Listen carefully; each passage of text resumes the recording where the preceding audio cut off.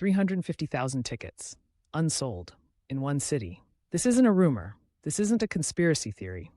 Arlington city officials sat in a council meeting and were told, officially, that between 35 and 50% of all World Cup tickets at AT&T Stadium had no buyers.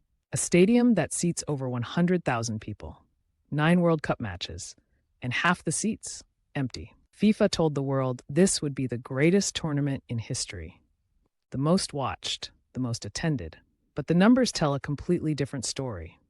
And once you see what's really happening, with ticket prices, with mysteriously disappearing inventory, with a $2.3 million resale listing, you'll never look at FIFA the same way again. Stay with me, because this goes deeper than empty seats. Let's start with England.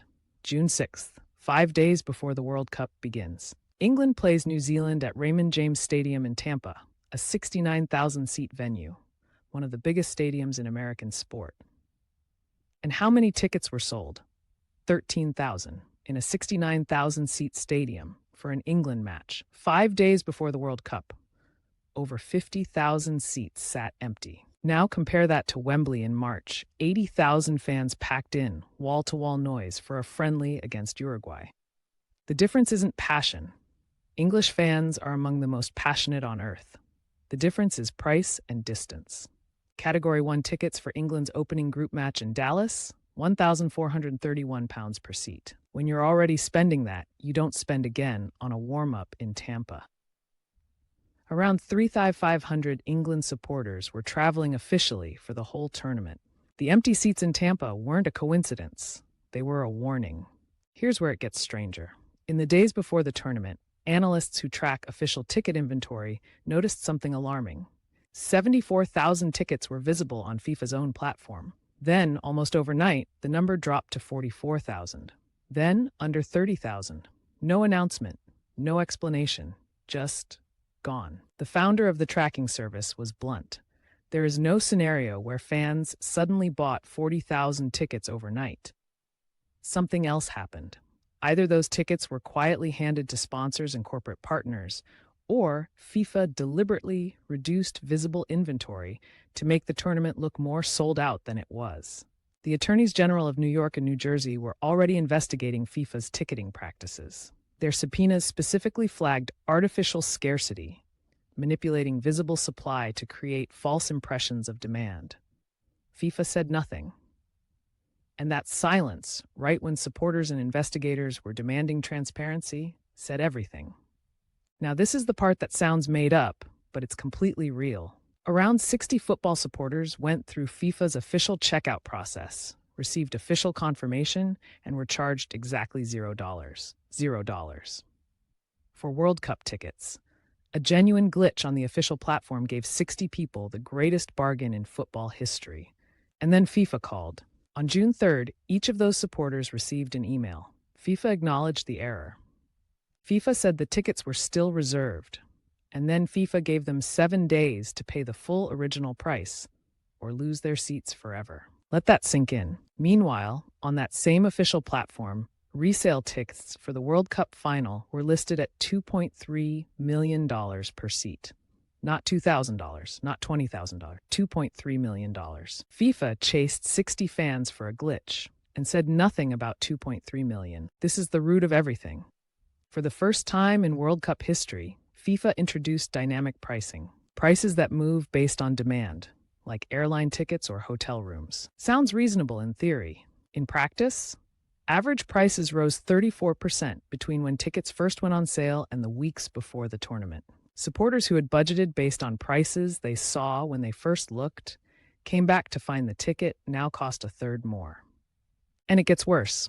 For certain lower-profile group stage matches, resale prices actually collapsed, some dropping below $100. Hundreds of seats available well below face value. The tournament that marketed itself on unprecedented global demand was visibly oversupplied in multiple cities. Experts explained exactly why. When fans know prices might fall, as they did at the Club World Cup last summer when tickets were given away in the final days, rational behavior is to wait. That waiting, multiplied across thousands of buyers, created, here's what makes this unforgivable.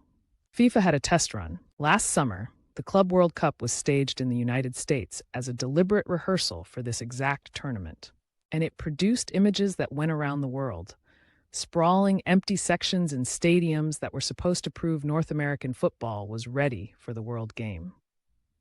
In Atlanta, one match drew fewer than 25,000 people to a stadium that holds more than 70,000.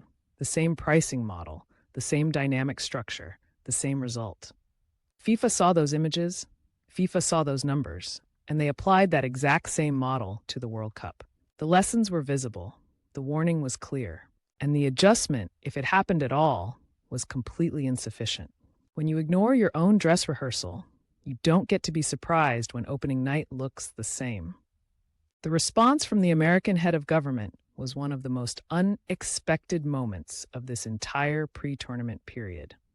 A president who is not generally associated with sympathy for international football supporters, the same man who awarded a peace prize to FIFA's president at the World Cup draw ceremony, publicly attacked the governing body's ticket prices. He described them as predatory. He criticized the organization's commercial practices in the context of a tournament being hosted in his own country. When the man who handed FIFA its trophy at the draw is now publicly calling FIFA predatory, the signal about how far public sentiment has moved is unmistakable.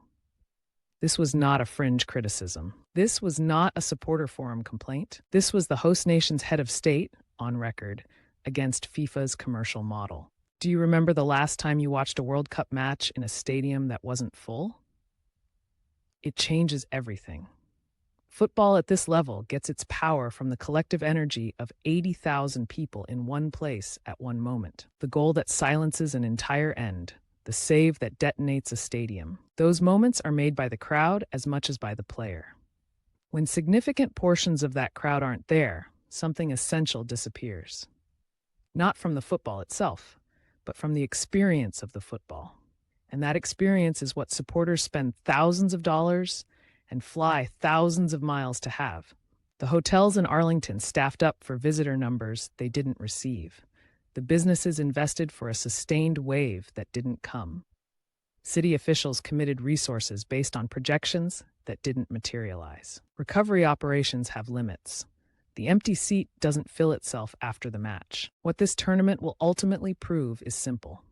You cannot run the most commercially aggressive ticketing model in World Cup history, introduce dynamic pricing for the first time, set face value prices that place the tournament beyond ordinary supporters, chase 60 fans for a glitch while allowing $2.3 million final resale listings, and then be surprised by 350,000 unsold tickets in Dallas. Those aren't separate failures. They are the accumulated product of a single commercial strategy, one that treated the World Cup as primarily an extraction opportunity rather than a celebration. And the empty seats are the market's answer. They are measurable. They are visible.